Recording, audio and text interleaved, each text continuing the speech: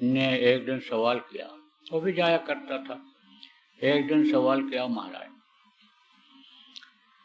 आप जो कह रहे हो कि कोई किसी का नहीं है, सब स्वार्थी हैं, स्वार्थ लाग करे सब प्रीति, सुर नर मन सबकी हरीति। यानी जितने देवी देवता और जितने भी जीव हैं इधर के सब स्वार्थी हैं, एक केवल प्रभु ही परमार्थी है, या जिसको वो भेजता है जीवों के कल्याण के लिए वो परमार्थी है, बाकी तो सब स्वार्थी हैं। तो महाराज ये चीज हमारे समझ में नहीं आ रही है। कहे कि क्या नहीं समझ में आ रहा है? हाँ महाराज, मेरे बगैर मेरे पिताजी नहीं रह सकते हैं घर में, मेरी माँ नहीं रह सकती है। अगर मुझे लेट हो जाए पहुंचने में काम धंधे से तो मेरी पत्नी इंतजार करती रहती है। महाराज मैं कैसे मानूं कि ये कोई नहीं, किसी के नहीं है, ये तो मेरे लिए जान देने वाले लोग हैं। कहे कि तुम उनके लिए क्या करते हो, कुछ करते हो? कहा हम क्या करते हैं, गृहस्थी में कोई काम नहीं करते हैं, सब काम वही करते हैं, सामान लाना और वहाँ की घर की व्यवस्था देखना, बनाना खिलाना, ये सब पूरे परिवार वाले ही हमारा करते हैं। तो कहा खर्चा कौन देता है? कहा खर्चा तो मैं देता हूँ, कमा करके लाता हूँ, देता हूँ।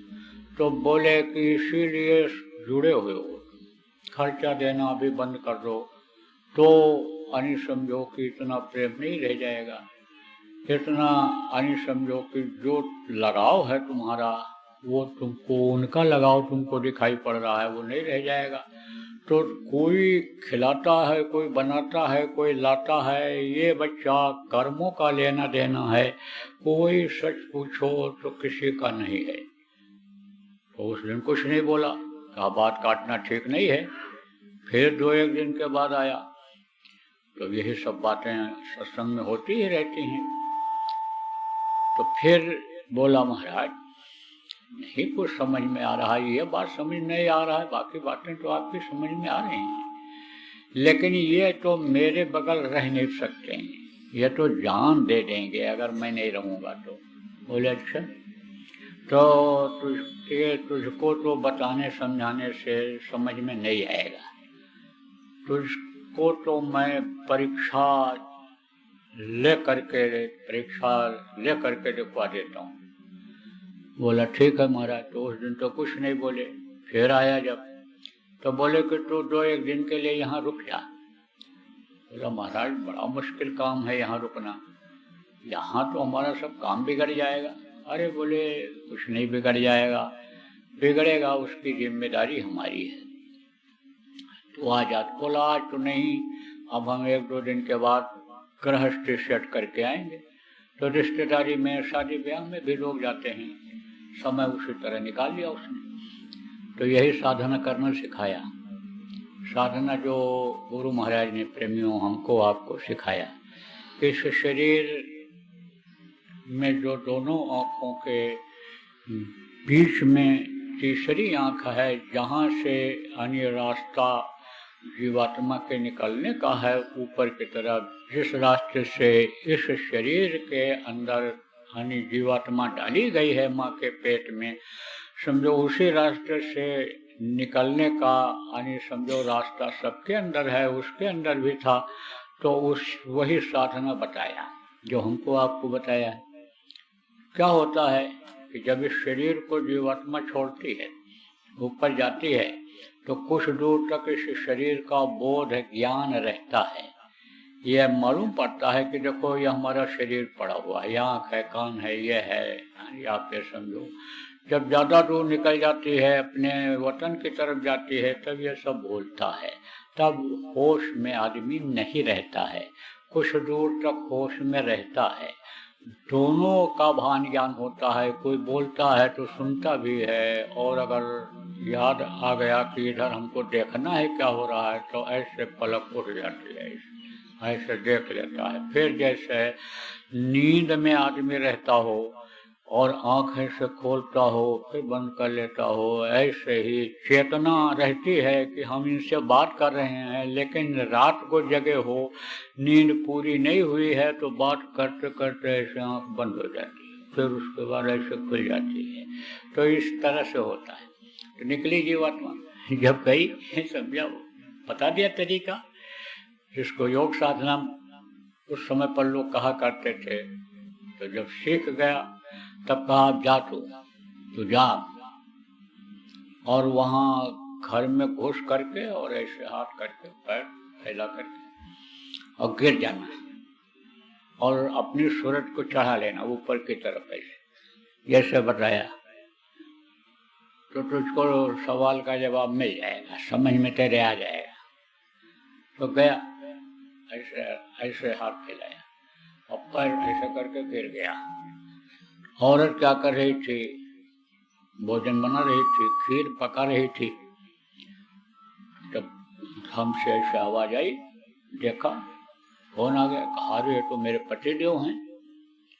अब देखी नजदीक से तो कहा रे लगता है ये खत्म हो गए। ऐसे देखा और हिलाया डुलाया, कुछ नहीं। और बोले भाई खत्म हो गए। सोचे फिर तो बड़ा समय लगेगा, रोना धोना होगा और फिर इनका संस्कार होगा और फिर भोजन बनेगा, तब फिर खाने को मिलेगा। तो क्यों न ये खीर तैयार है, फटाफट फेंट के इसको पी लिया जाए, उसके बाद तब रोना धोना शुरू किया जाए। लौट गई, फेंटा खीर को और ठंडा करके पी गई। फिर आई, आवाज लगाई और रोई जोर से, और माँ भी दौड़ के आई और समझो कि परिवार वाले भी दौड़ करके आए। देखे रोना धोना शुरू हो गया। पड़ोसी आए और वो भी कहने लगे कि अब तो ये चले गए, अब इनका इंतजाम करो, कपड़ा मंगाओ और घर से अब इनको बाहर निकालो। पहले के समय में लोग घर से जैसे ही हाथ पैर ठंडा होने लगता था, ठहरे ही घर से बाहर निकाल देते थे और उत्तर सिर करके लेटाते थे। उत्तर दिशा में, उत्तर दिशा में सिर करके लेटने में क्या होता है, इस शरीर को जो चलाते हैं वो इसमें सेल होते हैं। सेल किसको कहते हैं, छोटे छोटे यानी जैसे ये टॉर्च में सेल लगाते हो छोटा रहता है, ऐसे ही इसमें यानी एक तरह से पावर होती है, छोटी छोटी मैग्नेट यानी समझो होती है, नहीं आप ये समझ लो चुंबक होता है, जो ये सिस्टम इस तरह का है जो इस शरीर को चलाता है। तो उस समय पर उत्तर सिर करने से यानी वो जल्दी खत्म हो जाते हैं। तो जो तकलीफ होती है मौत के समय, झटका लगता है, जो तकलीफ होती है वो तकलीफ पे जल्दी नहीं होती है, होती है, लेकिन वो जब प्राण निकल जाते हैं जल्दी से तो कितनी भी तकलीफ इसमें हो कुछ नहीं। इसलिए लोग उत्तर लटा देते थे। तो बोले भाई अब ये चले गए, इनको निकालो निकालो जल्दी करो। कहे अब निकलेंगे कैसे, ये इनका तो पैर अकड़ गया है, टाइट हो गया है और दरवाजा छोटा है और हाथ देखो फैला हुआ है, ये निकलेंगे कैसे। तब किसी ने कहा कि दरवाजा निकाल दो। तो परिवार वाले कुछ नहीं बोले, बोले कि और कोई उपाय देखो। लोगों ने कहा और कोई उपाय नहीं है। तो औरत बोली अब इनसे क्या मोह है, इनका हाथ क्यों न काट दिया जाए, हाथ पैर काट दो, काट करके बांध करके जला दो। अब क्या करोगे, कौन बनाएगा हमारा घर, कौन बनाएगा दरवाजा, फिर कैसे लग पाए।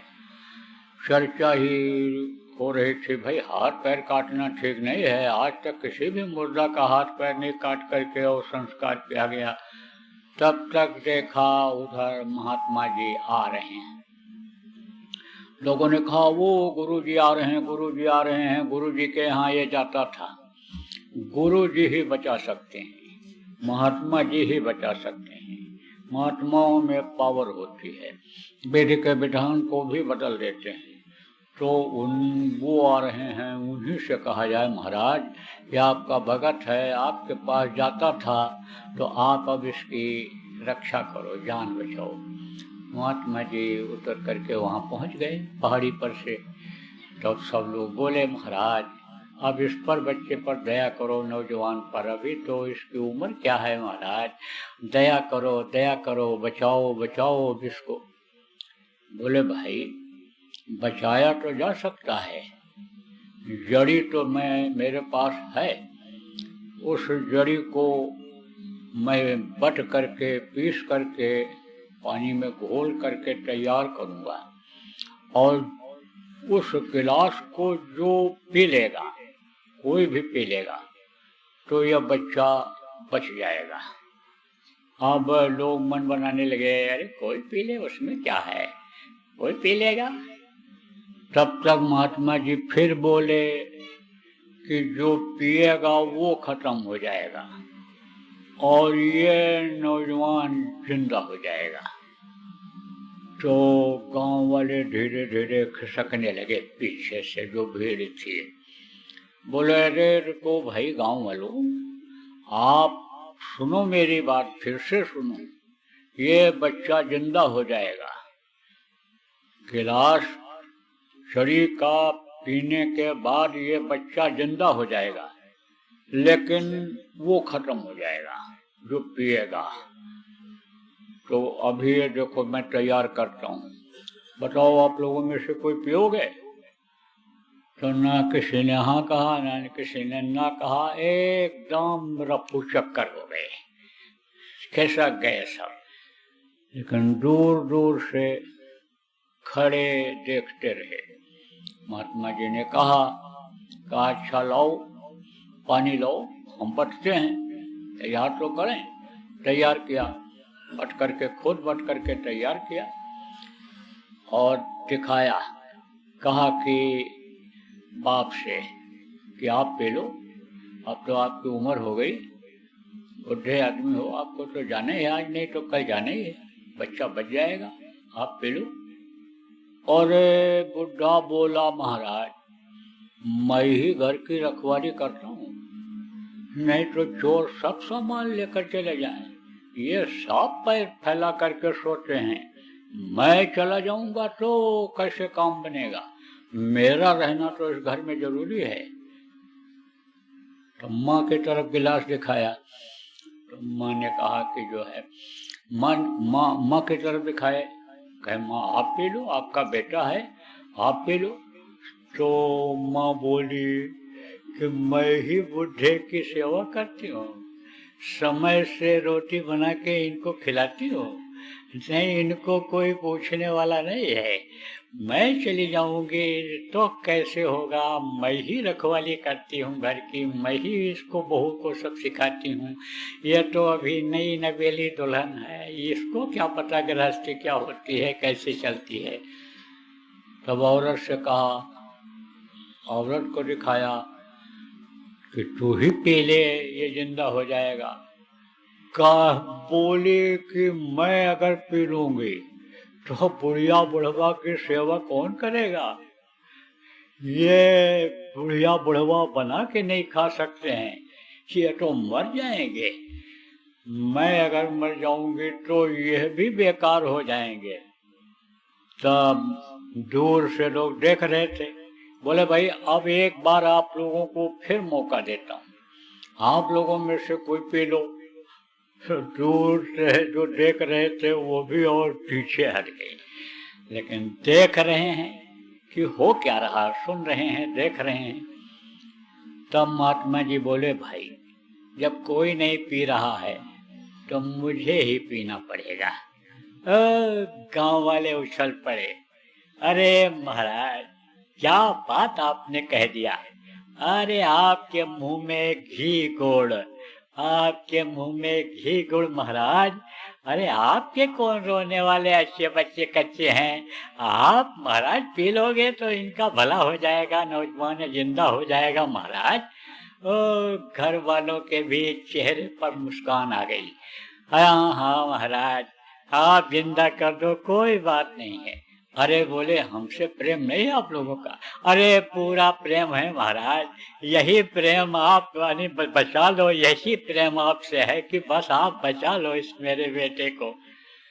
अब महात्मा जी पी लिए, अब फिर उसके पैर में मरे पैर, और उठ गया। अब वो उठ गया, समझ गया कि खेल खत्म हो गया। महात्मा जी अपना चल पड़े, पीछे पीछे चल दिया, वो भी भागा। अरे बोले क्यों आता है पीछे?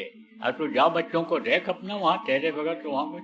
अरे महाराज ज्ञान हो गया, अब जानकारी हो गई, कोई किसी का नहीं है, स्वार्थ लाग करें सब प्रीति, स्वर नर मुनि सबकी यह रीति।